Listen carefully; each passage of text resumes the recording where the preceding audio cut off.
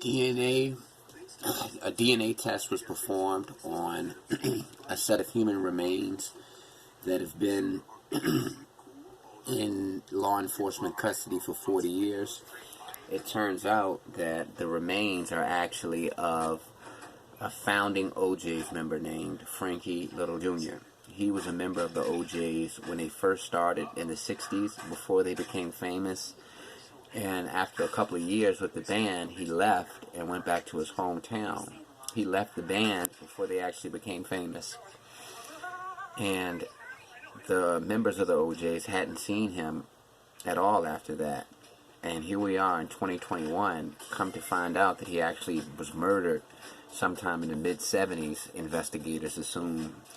And on February 18th, 1982, his remains were found, but nobody knew who those remains were until DNA was tested this year.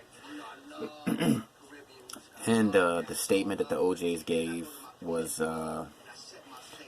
Frankie was a guitarist and songwriter in the very early OJ's days. Eddie Levert said, he was sentimental, loving, and passionate. He came with us when we first ventured out of Cleveland, their hometown, and traveled to LA. But he was also in love with a woman in Cleveland who he missed so much that he soon returned to Cleveland after a short period of time on the road. That was in the mid-60s, and we had not heard from him after then. Although this is a tragic ending, we wish his family and friends closure to what appears to be a very sad story. The media actually got his cousin, and his cousin said, we're happy that we finally have closure. Now we know that he was actually murdered and he is deceased, because ever since he disappeared in the mid-70s, they didn't know what happened to him. They didn't know if he was alive, dead, or what.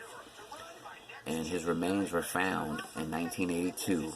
And now in 2021, they've been DNA tested, and they've been confirmed to be the remains of founding, well, not a founding member, but early member, Frankie Little. R.I.P.